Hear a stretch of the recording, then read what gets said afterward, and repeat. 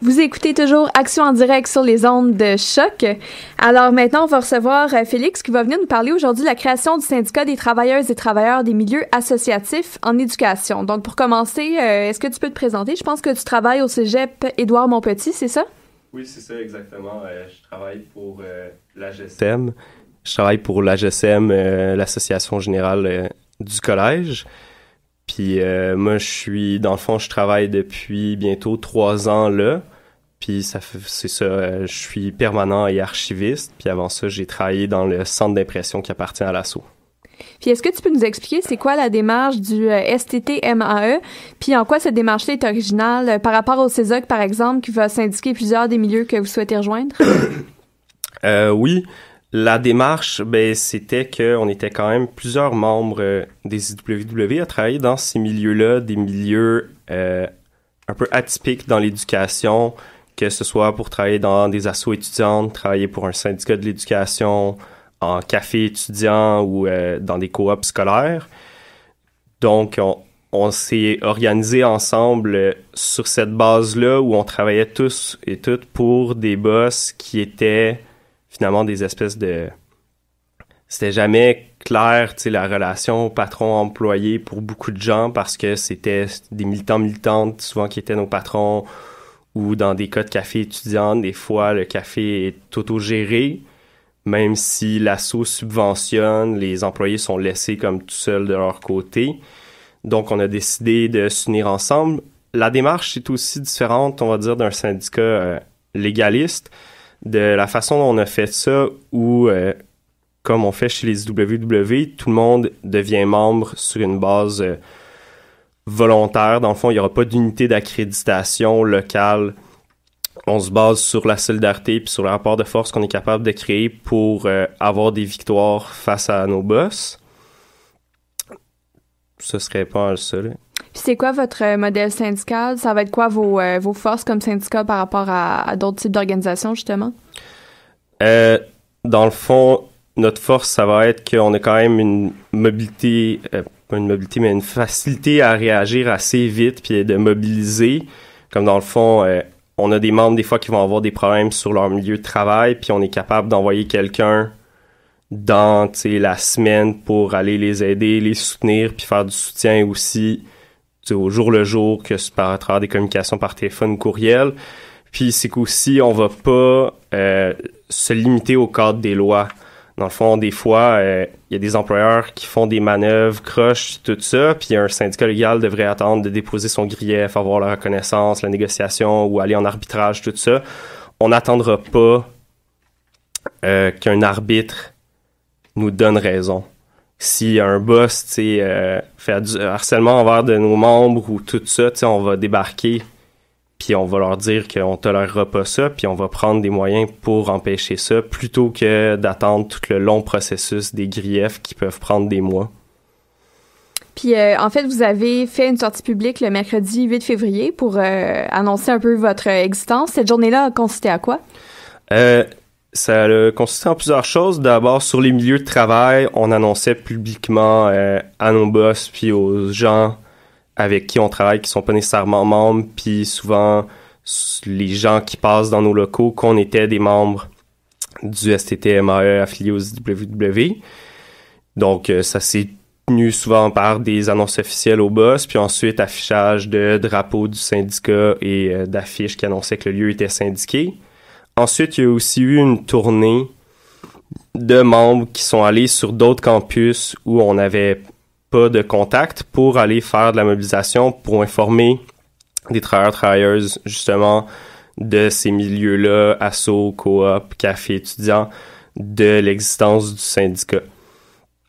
Puis ça a été quoi jusqu'à présent les réactions des patrons, là? Donc, par exemple, les étudiants-étudiantes sur des exécutifs dans les assos, les directions de café, si c'est pas des cafés autogérés, comment ça s'est pris la nouvelle de la syndicalisation?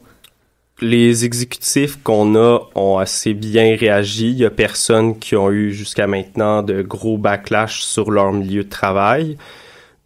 Donc, c'est ça. En ce moment, on n'a pas eu de réponse patronale négative face à notre sortie publique. Puis, est-ce jusqu'à présent, il y a beaucoup de travailleurs, travailleuses qui sont intéressés par cette mobilisation-là? Désolé. Ben, quand même, mais on va faire un bilan bientôt, justement, à l'interne sur toute la journée de la sortie avec les communications qu'on a eues, puis surtout la tournée de mob sur les différents campus qui se sont faites, là. Adam, je pense que tu avais une question. Oui, j'aurais une petite question. Concrètement, Félix, là, c'est les travailleurs ou travailleuses des universités, mais lesquels en particulier là, qui peuvent rejoindre là, les rangs des milieux associatifs en éducation, là? Ben, c'est pas juste les universités, c'est les cégeps aussi, là. Dans le fond, en fait, la majorité de nos membres travaillent dans des cégeps. Puis, ben, c'est tout le monde, n'importe qui travaille dans un cégep ou une université, que ce soit pour une asso étudiante, pour un syndicat, que ce soit pour une coop scolaire, pour un café étudiant, tous ces gens-là peuvent nous rejoindre puis devenir des membres du syndicat. Il n'y a pas de limitation. Puis, est-ce que vous avez certaines revendications en vue, comme, mettons, de demander un salaire de 15 $ de l'heure dans tous les milieux en éducation?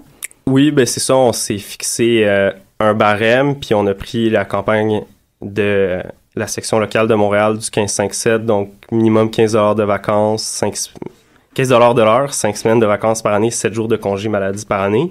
C'est une base qu'on veut établir dans notre industrie. C'est aussi quelque chose où beaucoup de nos membres sont ce qu'on appelle des dual carders, des gens qui ont une double affiliation. Donc, on est aussi membre souvent du CESOC. Puis c'est une revendication qu'on a fait passer au CESOC pour s'assurer que dans les milieux de travail qui seront syndiqués CESOC, mais qui ne seraient pas nécessairement avec nous, cette base-là aussi puisse être atteinte. Puis j'ai l'impression que d'une association étudiante à l'autre, par exemple, il va y avoir des différences assez importantes dans les salaires, là. À certains endroits, ça peut être 20 $ de l'heure, d'autres, ça va être 13-14 $ de l'heure. Est-ce qu'il y a une volonté aussi, si on veut, d'avoir des conditions plus égalitaires aussi d'un syndicat étudiant à l'autre?